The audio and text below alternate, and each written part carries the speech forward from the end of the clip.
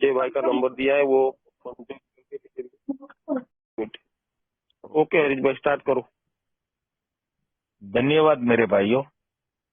मेरा नाम हरीश है और मैं एक ग्रेटफुल रिकवरिंग अल्कोहल एडिक्ट हूँ। हाय हरीश भाई। Hi everybody. ईश्वर की बड़ी कृपा है, रही है, और आप लोगों का बहुत ही अच्छा साथ रहा है।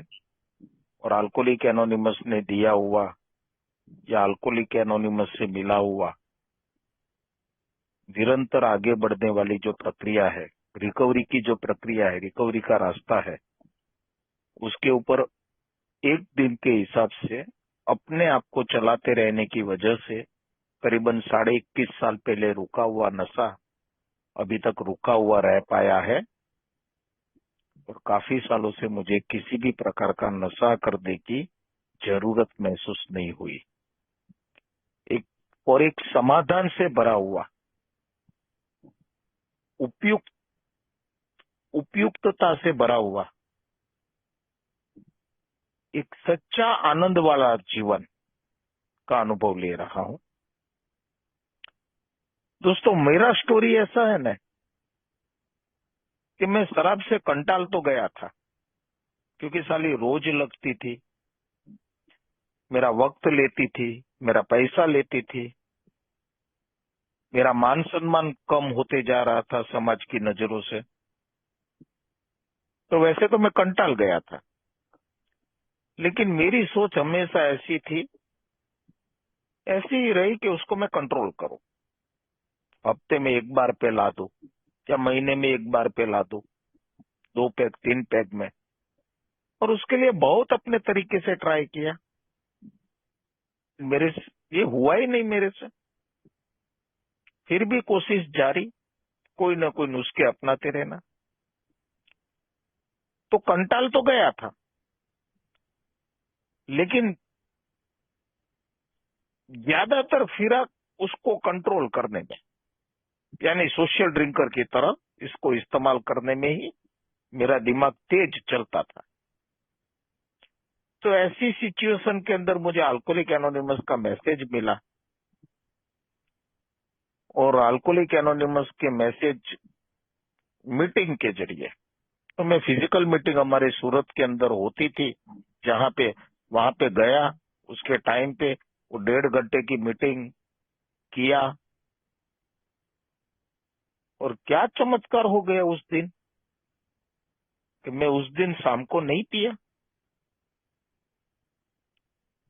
संडे का दिन था, सुबह मीटिंग थी, और वो मीटिंग में क्या ताकत मिला, क्या चमत्कार हुआ कि उस दिन मैंने नहीं पिया।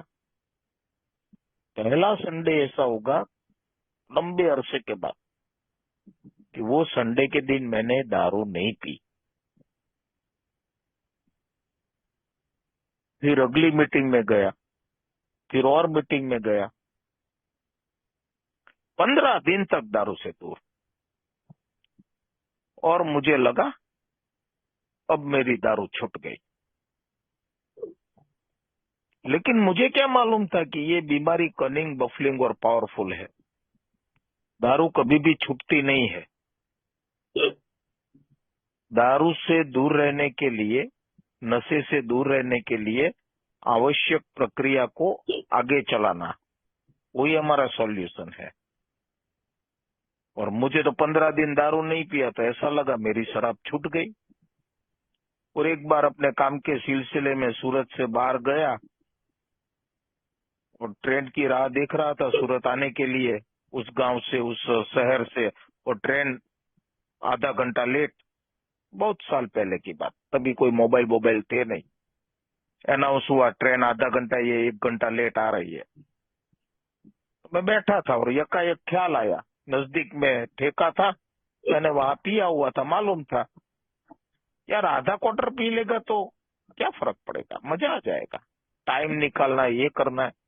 साला लस्सी पीने का ख्याल नहीं आया, नाश्ता करने का ख्याल नहीं आया, घूमने का ख्याल नहीं आया। बस 1 घंटे का टाइम पास करने के लिए आधा क्वार्टर पी ले तो क्या बात है।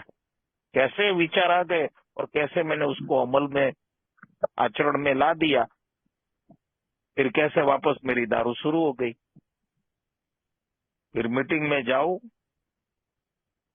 तो भी दारू रुके नहीं।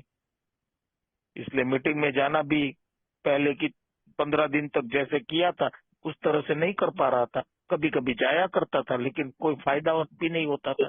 मेरी दारू वापस शुरू हो गई, शुरू रही, बढ़ती भी गई। और एक दिन बहुत बुरा हादसा हुआ तो वापस मैंने मीटिंग को ज्वाइन कर दिया। लगातार मीटिंग और 4 महीने तक दारू से दूर रह गया। 4 महीना, 120 दिन, greenish book of world record मेरे लिए तो 120 दिन हरेश दारू से दूर। और वापस वो कुछ गोधरा कांड हुआ, शहर में कर्फ्यू बर्फ्यू ये सब। और एक दिन कर्फ्यू के लिए शहर के अंदर थोड़ी छूट दे दी, 3 घंटे तुम जा सकते हो बाहर।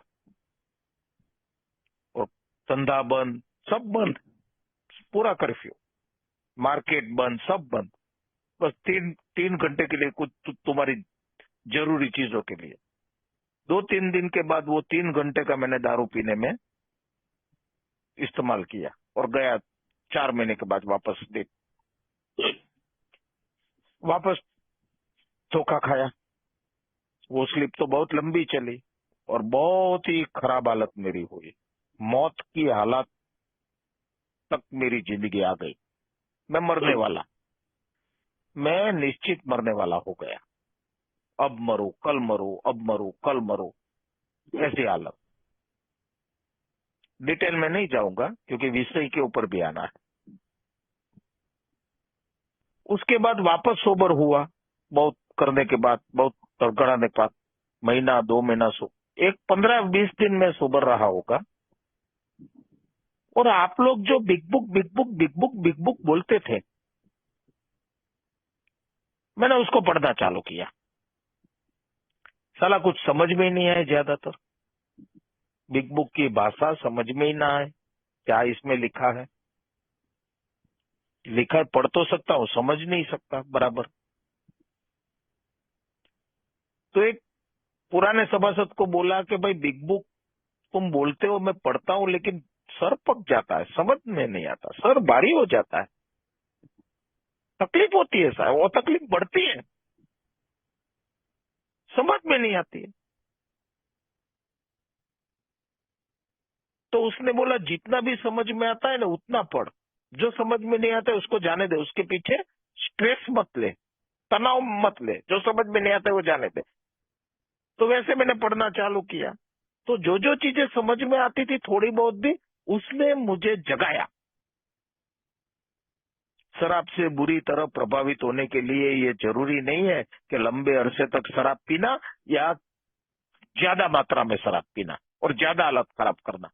ये चीज मुझे स्पर्श कर गई। मेरे को कोई स्पॉन्सर नहीं था, कोई नहीं था। बिग बुक का ये सेंटेंस कि यार मैं हमेशा ऐसा ही सोचता रहता था कि इसकी बीबी गई, इसकी नौकरी गई, उसका धंधा गया, ये रास्ते पे आ गया, उसका घर बार गया, मैं उनके जैसा नहीं हूं। और वही चीज मुझे शराब के मोह से, शराब के पागलपन से, जुनून से दूर नहीं कर पाती थी, शराब के आकर्षण से मुझे दूर नहीं कर पाती थी। पहला ही सेंटेंस मुझे हिला दिया कि शराब से बुरी तरह प्रभावित होने के लिए ये जरूरी नहीं है कि लंबे अरसे तक पीना चाहिए या 24 घंटे का बेवड़ा बन जाना चाहिए, तब हमें शराब का बुरा प्रभाव मिलेगा, फिर हम शराब छोड़ पाएंगे। ये जरूरी नहीं है, मर जाएंगे, नहीं छोड़ पाएंगे, अकाल मौत आ जाएगी। और मैं हमेशा ऐसा ही सोचता था कि अभी जल्दबाजी नहीं करनी चाहिए शराब छोड़ने में, थोड़ा वक्त निकालना चाहिए। यही तो कनिंग, बफलिंग और पावरफुल। जब ऐसी परिस्थिति आएगी तब छोड़ देंगे। अरे परिस्थिति तो आ चुकी थी, लेकिन उसको मैं हिट नहीं कर पा रहा था, उसको देख नहीं पा रहा था, उसका स्पर्श नहीं कर पा रहा था। ये बीमारी ऐसी है। तो यहां से मेरी शुरुआत हुई। फिर भी शराब से दूर रहना, मीटिंग में जाना, शराब से दूर रहना, बिग बुक को पढ़ते रहना। तब एक अनुभवी सदस्य ने मुझे बिग बुक का इम्पोर्टेंस बताया कि बुक बुक के अनुभव क्या है। उसने कहा, शिप में जो जॉब करते हैं हमारे ए के मेंबर, समुद्र में जो जहाज चलते हैं, उसमें जिसकी जॉब है वो 4-4, 5-5 महीने तक समुद्र के जहाज के अंदर रहते हैं। वहां कोई मीटिंग नहीं होती, कोई टेलीफोन नहीं होता, कोई फेलोशिप का साथ नहीं, कोई टेलीफोनिक संपर्क नहीं, कोई पत्र व्यवहार भी नहीं, लेटर भी नहीं लिख सकते किसी मेंबर को या किसी को भी, पूरे अकेले। उन लोगों का अनुभव था कि समुद्र के भी वो शिप के अंदर, जहाज के अंदर सब कुछ होता था। दारू होती थी, क्योंकि दूसरे लोग तो है सोशल ड्रिंक, कॉमन चीज है विदेशों में शराब होना, जहाज के अंदर दारू साथ में होती थी। लेकिन ये बिग बुक के जरिए हम बिग बुक का अध्ययन और अभ्यास करते रहते थे और हमें ताकत मिलती थी, हम अपने आप को बचा पाए। ये अनुभव से लिखी हुई बात है। कितने लोगों ने ये अनुभव किया है। मैं भी एक दफा गोवा में गया था, 4-5 साल सोबर था, और पूरा दिन घूम घूम के मेरा दिमाग पूरा विचलित हो गया था। बहुत सारे दारू के बार देखे, दारू पीने वाले लोग देखे, काजू फैनी, क्या क्या ब्रांड वहां की, समुद्र के किनारे पे फॉरेनर्स, वो भी आधे नंगे, ब्रा और निकर पहने हुए, बाकी सब लोग, और साथ में दारू, ये सब लोग एंजॉय कर रहे हैं दारू में। मैं घूम रहा हूँ, चाय पी रहा हूँ। शाम तक में तो मैं डिस्टर्ब हो गया, ऐसा डिस्टर्ब हो गया, ऐसा डिस्टर्ब हो गया। मोबाइल भी नहीं था तब, तो मोबाइल आया भी नहीं था। तो मैंने अपने साथ में बिग बुक ले गया था और 12 एंड 12 ले गया था। उस रात मैंने पूरे दिन, पूरी रात बिग बुक पढ़ी, क्योंकि उस समय तक 4-5 साल की सोसाइटी में मैंने स्पॉन्सर ले लिया था, स्पॉन्सर के साथ स्टेप बिग बुक के जरिए कर लिए थे। इसलिए बिग बुक की भाषा पहले से अच्छी तरह से मेरी समझ में आने लगी थी। जब मैं बिग बुक पढ़ता था तो ऐसा लगता था बिग बुक मेरे से बात कर रही है। और उस समय पूरी रात तो नहीं कह सकता, 2-3 घंटा बिग बुक को मैंने अभ्यास किया, पढ़ा नहीं, सिर्फ पढ़ना नहीं, अभ्यास के साथ पढ़ना, चिंतन मनन के साथ पढ़ना, कंसंट्रेशन के साथ पढ़ना। जैसे शराब कैसे कंसंट्रेशन के साथ पीते हैं, कैसे कंसंट्रेशन, शराब पीने के मामले में कितना भी डिस्टर्बेंस हो हम कंफर्ट बन जाते हैं, कितना भी डिस्टर्बेंस हो।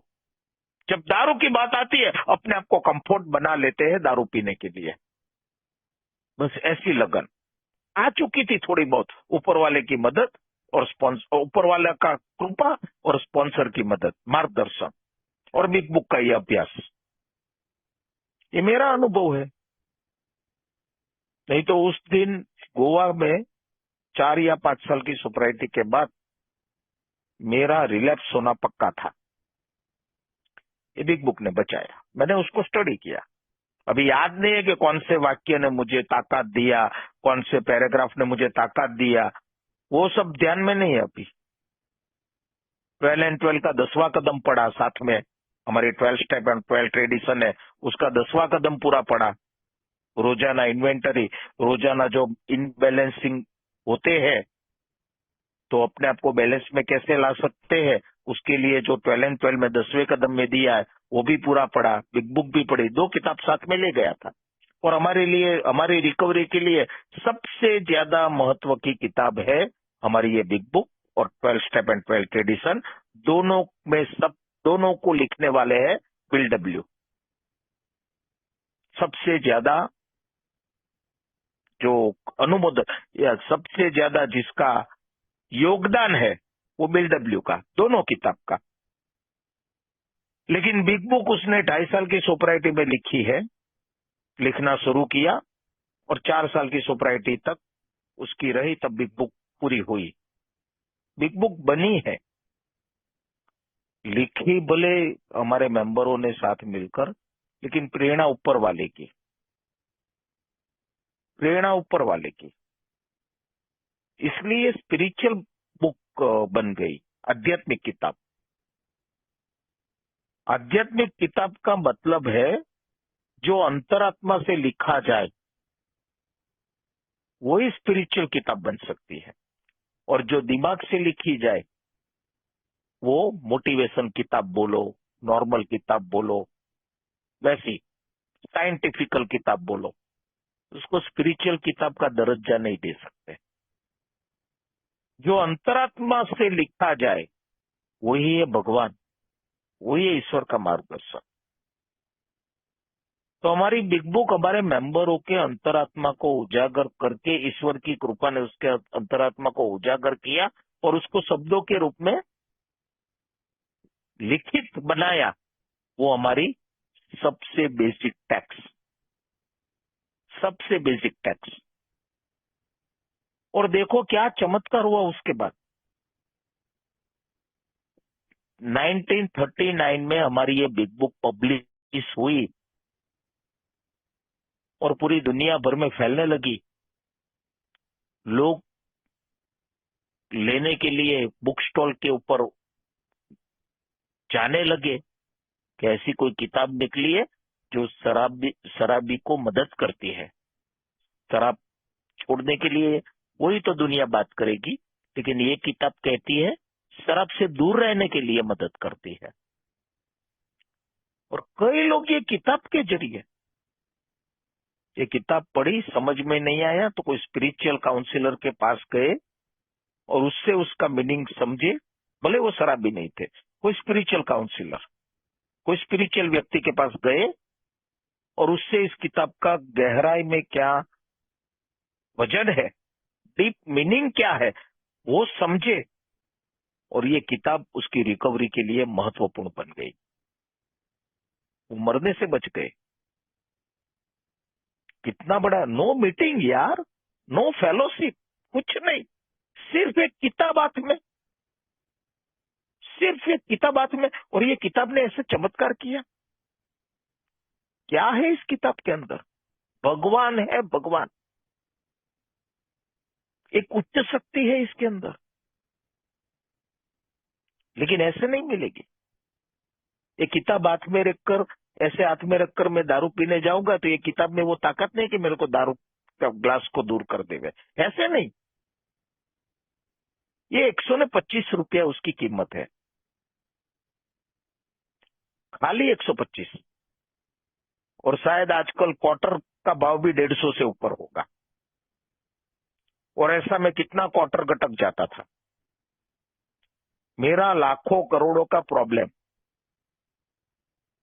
साइक्राटिस्ट को तगड़ी फीस चुका के आया हूं, रिएप वाले को बड़ी बड़ी फीस देकर आया हूं, डॉक्टर को बड़ी बड़ी फीस चुकाई है, बुआ भगत धार्मिक विधियों में भी काफी पैसा लुटाया है, और शराब के अंदर तो बेशुमार पैसा डुबाया है। इतना बड़ा प्रॉब्लम 125 रुपए से सॉल्व हो सकता है क्या? खाली 125 रुपए देखा जाए तो। इसकी कीमत भले 125 रुपया है, लेकिन ये अनवैल्यूएबल किताब है, अनवैल्यूएबल। सबसे पहले तो मेरे स्पॉन्सर ने मुझे कहा, हरेश अपने पैसे से बिग बुक खरीदना, अपने पैसे से। अपने इंटर ग्रुप में जा, वहां से बिग बुक खरीद अपने पैसे से। और जहां पे इंटर ग्रुप होता नहीं है जो शहर के अंदर, तो जीएसओ को लेटर लिखो, फोन करो, पैसा भेजो और कुरियर मंगा लो।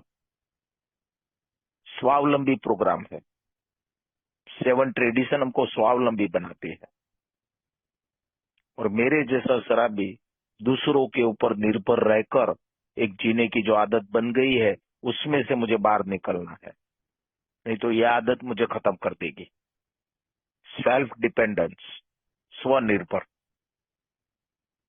और स्वनिर्भर में तभी बन पाऊंगा जब मैं ईश्वर निर्भर बनना सीखूंगा। गॉड रिलायंस में आऊंगा तो सेल्फ रिलायंस में जी पाऊंगा, आ पाऊंगा। और मैं हमेशा लोगों के ऊपर निर्भर, चीजों के ऊपर निर्भर, परिस्थितियों के ऊपर निर्भर। मेरी परिस्थिति मेरे हिसाब से होनी चाहिए, मेरे लोग सब जो आजू बाजू के मेरे हिसाब से मुझे मदद करनी चाहिए, सहकार देने चाहिए, समझने चाहिए, चीजें सब मेरे हिसाब से होनी चाहिए। फॉल्टी डिपेंडेंसी, गलत निर्भरता। और ये किताब मुझे सही निर्भरता यानी ईश्वर के ऊपर निर्भरता। और जब मैं ईश्वर के ऊपर निर्भर बनता हूं तो हम सबको अनुभव मिलता है कि हम स्वावलंबी बनते हैं। किसी का नाचिस बनकर जीने की जो हमारी हालत थी, उसमें से हमें मुक्ति मिलती है। नहीं तो पैसों की कठपुतली, लोगों परिस्थिति की कठपुतली, ऐसी कंडीशन। और यही इस किताब ने मुझे तीसरे कदम में जगाया कि अरे तेरा स्वार्थीपन और तेरा स्व केंद्रितता वही तेरी समस्या है। तेरे जीवन की सबसे गहरी समस्या वो है। Selfishness and self centredness is a root of our trouble. मैं और मेरा। सेल्फ सेंटर यानी मैं, मेरे आगे कोई नहीं, मैं जो सोचूं वही ब्रह्म वाक्य, मेरे विचार वही सत्य वचन। कितने धोखे दे रहे हैं मेरे विचार, फिर भी मेरा मैंपना, ये जो मेरी अकड़, उसको मैं छोड़ता नहीं हूं। लोग सैकड़ों लोग को लाख समझाए, सच्ची बात बताए मेरे बारे में, चाहे डॉक्टर हो, साइक्राटिस्ट हो, मेरे दोस्त लोग हो, मेरे प्रियजन हो, मेरे बारे में सच्ची बात लाख बार बताए,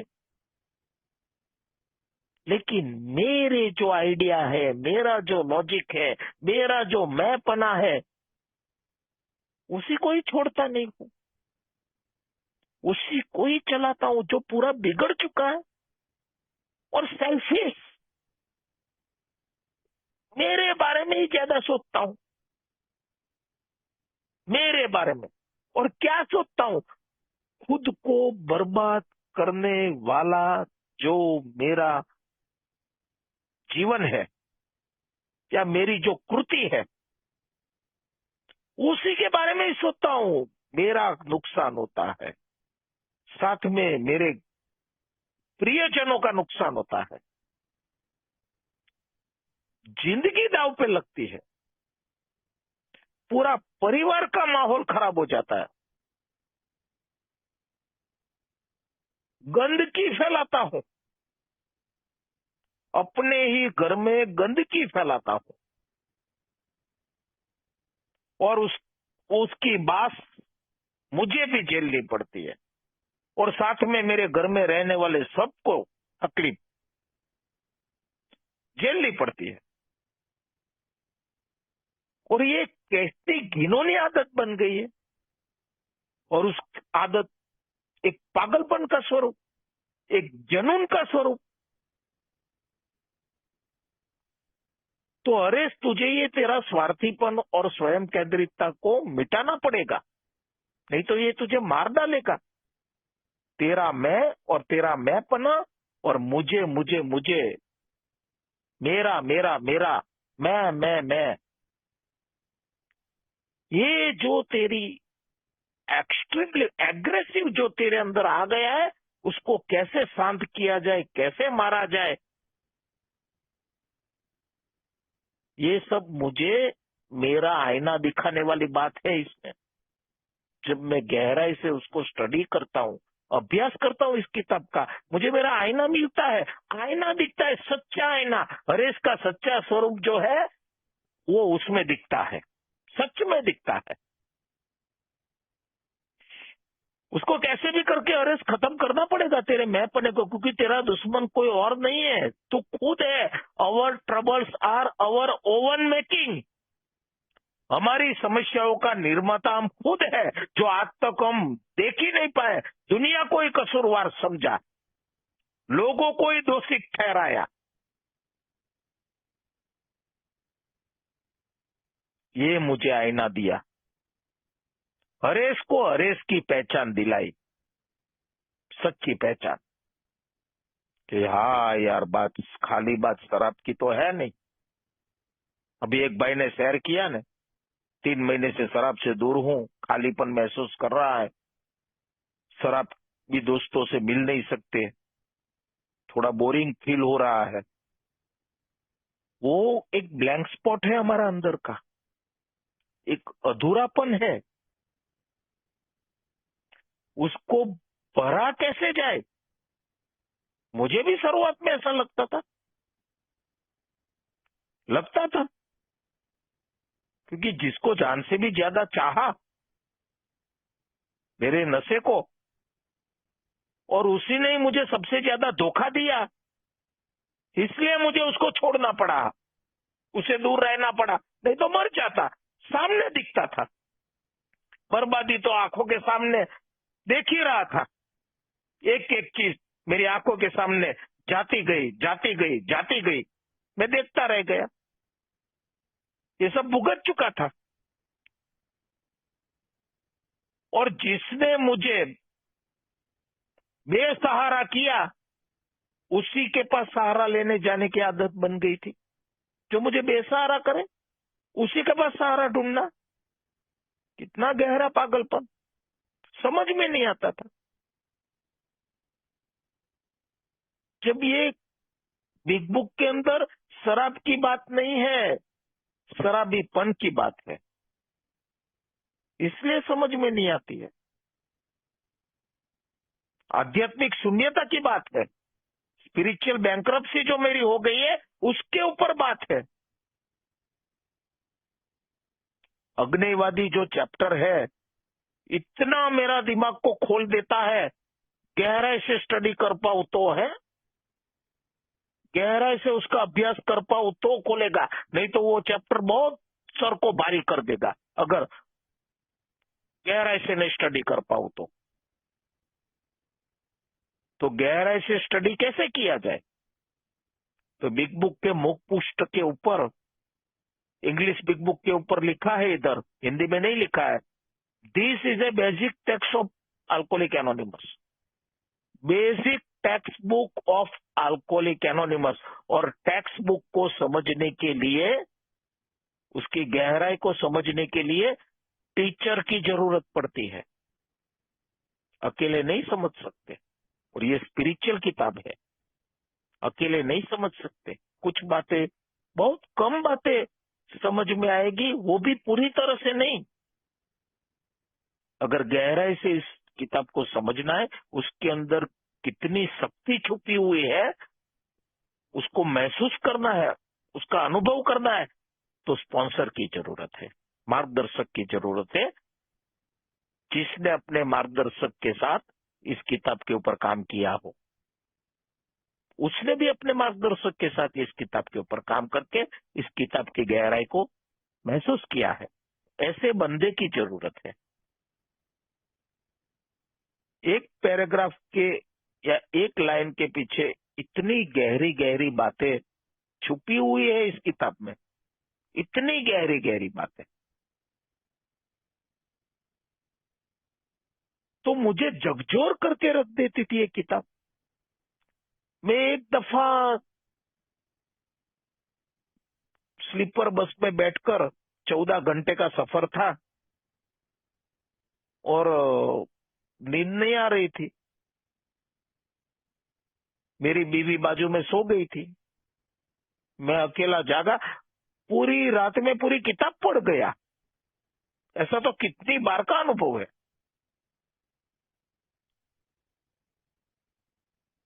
पढ़ता था तो कुछ एनर्जी मिलती थी। हमारे अल्कोहलिक एनोनिमस में कहा जाता है, अनुभव सदस्य कहते हैं कि हमारी अल्कोहलिक एनोनिमस की मीटिंग, हमारी अल्कोहलिक एनोनिमस की फेलोशिप और साथ में हमारी अल्कोहलिक एनोनिमस का लिटरेचर, तीनों का महत्व है मेरी रिकवरी। और काफी अनुभव है। मीटिंग और फेलोशिप हमें सिर्फ सोबर रख सकते हैं, लेकिन जिन लोगों सच्ची रिकवरी में आए, हैप्पी, जॉयस और फ्री लाइफ, किसी भी परिस्थिति के अंदर बैलेंस बनाए रखना, अपने आप को अपसेट नहीं होने देना, एक्सेप्टेशन लेवल को बढ़ाना, फेथ को बढ़ाना, श्रद्धा को बढ़ाना, ये चीज बहुत मेरे जीवन में मायने रखती है।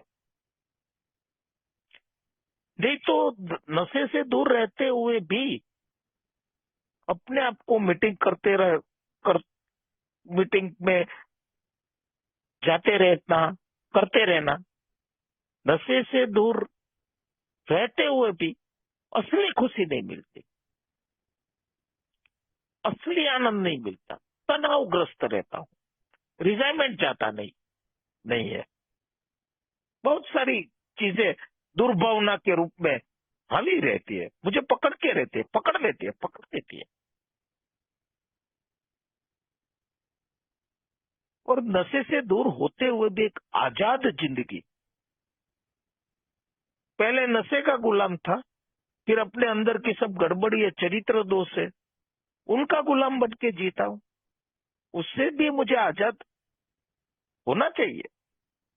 तब अनुभवी सदस्य कहते हैं बिग बुक काम करती है, मौत के मुंह से बचा सकती है। वहां पे प्रोग्राम है बिग बुक में।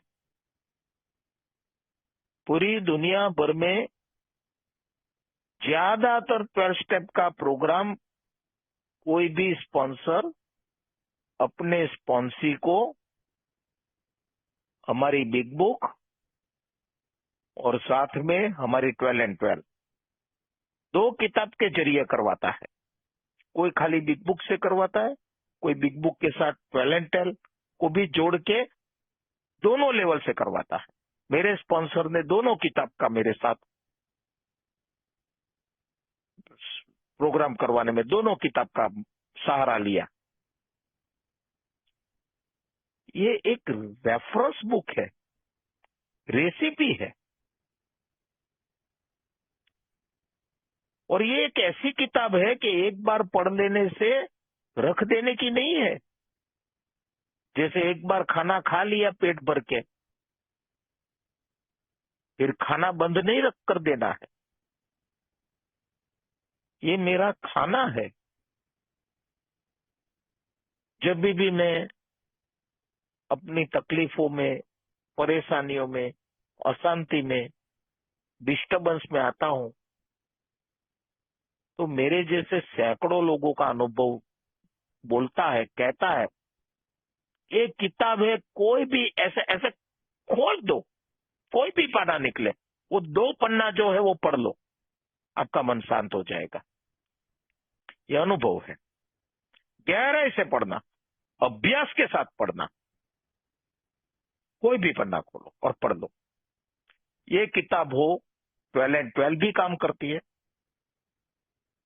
अभी बिग बुक जो है वो बिल डब्ल्यू ने अपनी अर्ली रिकवरी, अर्ली सॉपराइटी में लिखी, और तब वो ये बीमारी की प्रताड़ना क्या है, आगे जाकर क्या मिलने वाली है, उसका अनुभव नहीं आया था।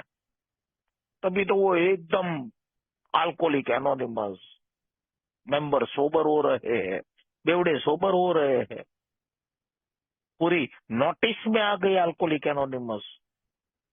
न्यूयॉर्क में लोग बोलते थे अरे यार, कोई बेवड़े लोग इकट्ठे होते और दारू से दूर रहते हैं, उसकी दारू छूट जाती है। तो बहुत बड़ी बात न्यूयॉर्क शहर के अंदर होने लगी थी। और बीएलडब्ल्यू को ऐसा लग रहा था, अरे बहुत अच्छा काम हो रहा है।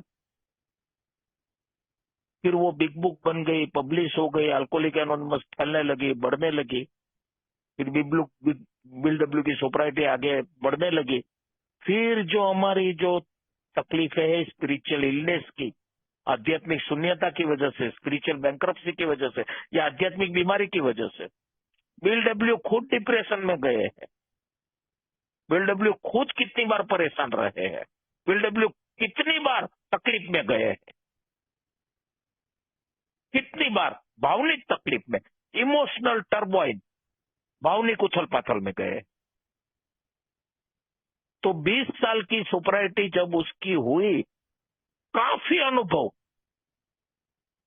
अनुभव देखा। शराब से दूर रहने में, सोबर जिंदगी जीने में, recovery is a painful process कैसे है, और नो गेन विदाउट पेन, ये कितना सच है।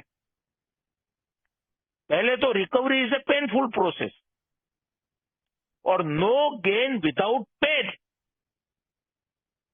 दर्द के बगैर हमें कुछ मिल नहीं सकता।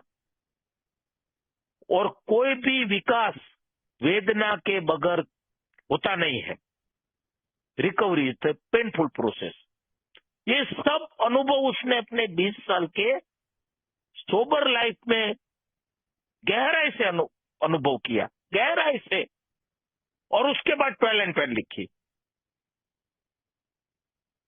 तो बिग बुक सोबर करने में मदद करती है, और 12 एंड 12 मुझे सोबर रहने में भी मदद करती है। क्योंकि दैनिक उतार चढ़ाव मेरे जैसे शराबी के जीवन में आते हैं, तो उसका सामना करने में, उसको एक्सेप्ट करना या उसके ऊपर काम करने में मैं बड़ा ही कंफ्यूज हो जाता हूं। मेरा संतुलन बिगाड़ देता हूं, या उसके अंदर अपने आप को बुरी तरह से फंसा देता हूं, और कुछ सूझता ही नहीं है। कंफ्यूज कंफ्यूज कंफ्यूज, और निकम्मा बन जाता हूं। घटिया चिंतन में मेरा मन चालू हो जाता है। तो ये भी तो है, ये भी तो समस्या है। इसलिए तो 12 एंड 12 में लिखा है, शराब से दूर होना हमारे खाली पहले मील का पत्थर है। शराब से दूर होना खाली पहले मील का पत्थर है। और 12 एंड 12 में तीसरे कदम में ये भी साफ साफ लिखा है, शराबीपन को स्वीकार करके कुछ मीटिंग में जाते रहने से शराब से दूर रहेंगे, वो तो अच्छी बात है। लेकिन एक खुशहाल और उपयुक्त जीवन और टिकाऊ संयम, ये दूर की बात रहेगी। तभी तो ए के पूरे बाकी के कदमों की, पूरे 12 कदमों की हमारे जीवन को कितनी जरूरत है, कितना महत्व है। कम से कम इस कदमों के ऊपर हम चलते जाएंगे, पहले करेंगे, उसको अभ्यास में लाएंगे, फिर उसके ऊपर जिएंगे, तो जो परिणाम हम अपने जीवन में चाहते हैं वो हमें मिल सकता है। मैं खुशी बाहर ढूंढने गया, नहीं मिली। मिली तो थोड़े पल के लिए। आनंद बाहर ढूंढने गया, थोड़े पल के लिए मिला। नशे के अंदर कितना आनंद ढूंढने गया, वहां तो पूरा धोखा मिला। नशे से दूर होने के बाद दूसरे सब चीजों के अंदर आनंद ढूंढने गया, मिला ही नहीं पूरा। मिला तो थोड़े टाइम के लिए, हाथ तो खाली के खाली, वापस वही परिस्थिति। तो मुझे चाहिए क्या मेरे जीवन को? सच्चा आनंद, सच्ची खुशी, सच्चा फ्रीडम, सच्चा हैप्पीनेस, सुखी और समाधान, आनंदित, प्रसन्न, सच्चा। वो नहीं, दुनियादारी वाला नहीं, सच्चा अंदर से आना चाहिए, अंदर से। कैसी भी परिस्थिति हो, लेकिन मेरे अंदर से वो आनंद जाना नहीं चाहिए। अगर ऐसा जिंदगी चाहते हो तो पूरे 12 कदम की आवश्यकता है, जो बिग बुक और 12 एंड 12 से मिल सकते हैं। मीटिंग में हमको 12 स्टेप नहीं मिल सकते। हाँ, 12 स्टेप की झलक मिल सकती है, लेकिन एक स्पॉन्सर और उसके साथ ये किताब, दोनों का सहयोग स्पॉन्सी को 12 स्टेप देते हैं। स्पॉन्सर भी एक बोलेगा, मेरा स्पॉन्सर बोलता था, अरे तू तेरी किताब खोल, मैं मेरी किताब खोलता हूँ। एक एक लाइन पढ़ते जाते हैं और उसके डीप में जाते हैं, उसके डीप में जाते हैं। कोई भी प्रश्न उठता है तो पूछ मुझे, इसी में ही तेरे को जवाब मिलता जाएगा। और उसके लिए मैंने पूरा स्ट्रक्चर बनाया है। अगर किसी को भी पूरा स्ट्रक्चर चाहिए 12 कदम कैसे करने, तो उसकी पूरी किताब, जिसके अंदर बिग बुक, 12 एंड 12 और इस दोनों का निचोड़ और उसके ऊपर के मेरे रिकॉर्डिंग एनालिसिस वाले, अगर किसी को पसंद है, जरूरत है, तो कई लोग मंगाते हैं मेरे पास से। बहुत मामूली खर्चा है। 325 पन्ने की किताब बनाई है, A4 साइज में, स्पाइरल बाइंडिंग किया हुआ है उसका। मैं यहाँ रखता हूँ बना के, कई लोगों को कुरियर करता हूँ, तो उसका 225 रुपये का कॉस्टिंग है। जैसे मुझे तो वो एक सेवा के भाव से मुझे वो बना के दे रहा है ये काम के लिए, ताकि आप वो 325 रुपये का A4 साइज का आगे पीछे जेरोक्स करवाने जाओगे तो कम से कम 2 रुपये के हिसाब से कितना पैसा लगेगा। उसके ऊपर स्पाइरल बाइंडिंग, प्लास्टिक पेपर लगाना, तो 225 रुपये में वो मुझे कॉस्टिंग सेवा के रूप में दे रहा है। 1 रुपया भी वो कमा नहीं रहा है, सेवा कर रहा है हमारे ये कार्य के लिए। वो मेरा मित्र ही है। तो 225 रुपये का कॉस्टिंग और 32 GB का मेमोरी कार्ड एक भाई सेवा में दे रहा है, कॉस्टिंग टू कॉस्टिंग। एक होलसेलर है, बाजार में जो कीमत में मिलता है उससे कम से कम 30-35% कम कीमत में। और पोस्ट के जरिए मैं कुरियर करता हूं तो 60-65 रुपये में कुरियर हो जाता है। अगर किसी को जल्दी चाहिए तो 100-125 रुपये कुरियर का चार्ज होता है। तो अगर किसी को, हमारा 7 ट्रेडिशन कहता है कि हमें ये चीज अपने खुद के पैसे से खरीद के करनी चाहिए। शराब में हमने कितने पैसे डुबाए लुभाए, उसके अंदर पूरा प्रोग्राम है, 1 से लेकर 12 स्टेप तक। आप घर बैठे अपना 4 स्टेप लिख सकते हो, और कभी भी ये करते करते मेरी मदद की जरूरत पड़े तो मेरे पास ये कार्य किए हुए और भी बंदे हैं जो यही कार्य किया है, उनके साथ भी आप जुड़ सकते हो, उसके साथ भी आप कम्युनिकेशन कर सकते हो, और आप इस रिकवरी की प्रक्रिया में अपने आप को आगे बढ़ा सकते हो। तो ये किताब का इम्पोर्टेंट कितना है, वो किताब समझ में आएगी तब उसका अनुभव मिलेगा। तो पहले करना पड़ेगा। अगर हम मैथमेटिक्स की टेक्स्ट बुक लेकर घर में बैठ जाए और उसको पढ़ते रहे, या साइंस की टेक्स्ट बुक लेकर घर में बैठ जाए और उसको पढ़ते रहे, फिर एग्जाम के टाइम में एग्जाम देने जाएंगे तो पास नहीं हो पाएंगे। तो ये जो टेक्स्ट बुक को समझना है तो हमें स्कूल जाना पड़ता है, टीचर समझाता है तब समझ में आती है। टीचर उसके ऊपर अभ्यास करवाता है, क्लास लेता है, तब ये किताब समझ में आती है जो टेक्स्ट बुक है वो। फिर हम एग्जाम अच्छे से दे पाते हैं। तो कोई भी जो टेक्स्ट बुक है वो बिना टीचर से समझ नहीं सकते। तो ये हमारी स्पिरिचुअल किताब टेक्स्ट बुक का नाम दिया है। अगर इंग्लिश की किताब यहाँ होगी तो मैं अभी आपको बता देता हूँ, शायद है क्या, नहीं है, नहीं है, सेंटर में पड़ी है, नहीं है, सॉरी, ढूंढनी पड़ेगी।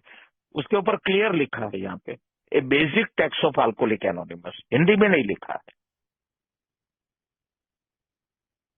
टेक्स्ट बुक क्यों लिखा गया है कि इसको आप अकेले पढ़ोगे तो समझ में नहीं आएगा, इसके अनुभवी व्यक्ति के साथ तुम पढ़ोगे तो ही आपको ये समझ में आएगी, यानी टीचर। तो बहुत इम्पोर्टेंट है हमारी बिग बुक का। बहुत सारे लोग अनुभव देते हैं अपनी बिग बुक के बारे में। दूध का दूध और पानी का पानी कर देने वाली ये किताब है। जब मैं उसका अभ्यास करता हूँ, हरेश का भ्रम निकलता है, हरेश का पागलपन समझ में आता है। एक एक चीज, एक एक सेंटेंस उसका मुझे अंदर की गांठ, सब गांठें ढीली करने में मदद करता है। और ज्यादा गांठें कस जाती है ना, अंदर की गांठें ज्यादा कस जाती है ना, तब मैं डिस्टर्ब होता हूँ, जड़ू नहीं बनता हूँ, या डिप्रेशन में जाता हूँ, या एग्रेसिव या डिप्रेशन। गांठ जब कसता हूं, या गांठें सब कस जाती है कोई भी चीज के बारे में, कोई भी मैटर के बारे में, जब मेरे अंदर की गांठ ज्यादा कसती है ना, तभी हालत होती है। और जब मैं इसको स्टडी करता हूं ना, भले बाहर की परिस्थिति नहीं सुधरती इससे, वो सुधरेगी भी नहीं, लेकिन मेरे अंदर की गांठ ढीली हो जाती है, ये ढीली कर देती है। और मुझे एक समाधान, एक्सेप्टेशन लेवल। और यही सोच आती थी, अरे अरे गधे, तू जिंदा है ये कम है क्या? साला मरने वाला था, तू तो मरने वाला था। क्या हालत थी तेरी? अगर ये कृपा तेरे ऊपर नहीं हुई होती तो तेरी आज हालत क्या होती? शायद होता भी नहीं। और होता तो कौन सी हालत में होता? तेरी सोपराइटी, तुझे सोपराइटी मिली है, गॉड गिवन गिफ्ट। ये क्या कम है तेरे लिए? और ये छोटी सी बात को, धंधे की बात, घर की बात, या दूसरी और बात को लेकर इतनी गांठें तू क्यों अपने आप को कसाता है? क्यों इतनी मजबूत करता है, जिसमें तू ही परेशान होने वाला है, तकलीफ बढ़ाने वाला है? ये समझ में आता है। ये मेरी गांठों को ढीला करता है। जो मैं कस के उसको कसता रहता हूं ना, उसको ढीला करने का काम ये करता है। जब मैं इसका अभ्यास में आता हूं, अभ्यास करता हूं, ऐसी परिस्थिति में ढीला होता है। फिर अपने आप एक्सेप्टेशन लेवल आ जाता है। एक्सेप्टेशन, स्वीकृति की भावना। अरे यार, फिर लेट गो कर पाता हूं कि चलो भाई यार, 10,000 का नुकसान हो गया, छोड़ दे यार, छोड़ दे। फिर एक विश्वास आता है कि जो दारू ने जो दिन दिखाए हैं ना मुझे, वैसा दिन कभी देखने को नहीं मिलेगा मुझे। वैसा दिन तो अब मेरी जिंदगी में देखने को नहीं मिलेगा अगर मैं दारू से दूर रहूंगा, इस प्रोग्राम के ऊपर चलूंगा। लेकिन मुझे तराशने के लिए, और ज्यादा तराशने के लिए ऊपर वाला समस्या भेजेगा, सॉल्यूशन भी भेजेगा, तो ही मैं तराश आ जाऊंगा। ये रहस्यमय जो ईश्वर के चमत्कार मेरे जीवन में कैसे होते हैं, वो समझ में आता है, वो अनुभव में आता है। तो प्रॉब्लम मेरा कहाँ पे है? जिंदगी को जीना वो मेरा प्रॉब्लम है, लिविंग लाइफ। मेरा प्रॉब्लम ड्रिंकिंग नहीं है, मेरा प्रॉब्लम लिविंग है। लिविंग कैसे? ये यहां से, इसमें से मिलता है। अगर मैं ज्यादा स्ट्रेस प्रैक्टिस करूंगा, ज्यादा एंजाइटी प्रैक्टिस करूंगा, ज्यादा रिजाइनमेंट प्रैक्टिस करूंगा, ज्यादा जलन, ज्यादा लालच, या ज्यादा डिप्रेशन, ज्यादा डर, ज्यादा इनसिक्योरिटी, कितनी सारी दुर्भावना है, सैकड़ों। इतनी मुझे याद आई, थोड़ी देर और याद करूं तो कितनी सारी निकलेगी, कितनी सारी। कड़वाहटपन, पागलपन, अश्लीलता, कितनी अश्लीलता है। ये सब क्या करेगी मेरे साथ? चाबुक का मार मारेगी अंदर से। वही तो करती है। ना खाना खा पाता हूँ, ना ढंग से सो पाता हूँ, ना अच्छे से काम कर पाता हूँ, अपना जो भी जिम्मेदारी वाला काम है वो भी ढंग से नहीं कर पाता हूँ। सुन बैठकर मायूस चेहरा, कहीं पे बेचैन, चिड़चिड़ा और असंतुष्ट, कि दारू से दूर होने के बाद यही तो प्रॉब्लम है। इसके लिए तो शराबी बना हूं, इसकी वजह से। तो सिगरेट भले ने बुझ गई हो, लेकिन धुएं की बदबू वो परेशान कर रही है। दारू बंद हो गई है, लेकिन जो इज्म है, इज्म अब वो तकलीफ दे रहा है, वो होश में जीना है मुझे। पहले तो बेहोशी समाधान था, नशे में डूब गया, दुनिया को भूल गया। नशे में नशा उतरा, तकलीफ थोड़ी चालू ना हुई, उसे पहले तो वापस नशा पकड़ लिया। वो बेहोशी बेहोशी में ही जीवन चलता था। क्या मालूम समस्या का दर्द क्या है, मेरी अंदर की कमजोरी का दर्द क्या है। मैं मरे जा रहा था, अभी तो होश में जीना है।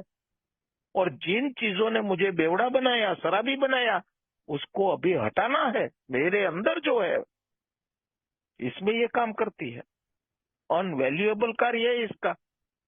जान बचाती है, जान, और जिंदगी देती है, जिंदगी जैसी जिंदगी होनी चाहिए। मेरे हिसाब की जिंदगी नहीं, मेरे हिसाब की जिंदगी तो मैं लेने जाऊंगा तो मरूंगा।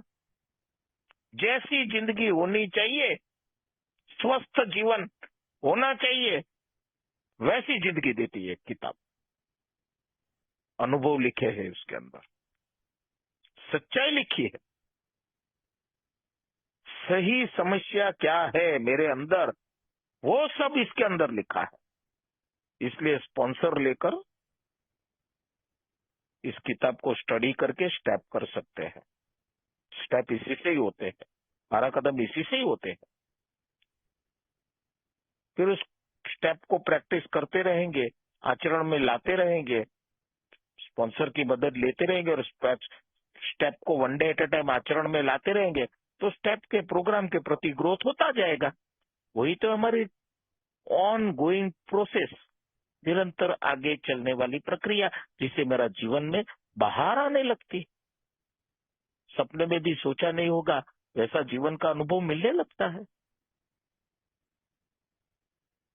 बस तो बिग बुक के इम्पोर्टेंट के बारे में, हमारे लिटरेचर के इम्पोर्टेंट के बारे में इतने समय के अंदर जितना मैं अपना अनुभव दे पाया, आप लोगों का शुक्रिया।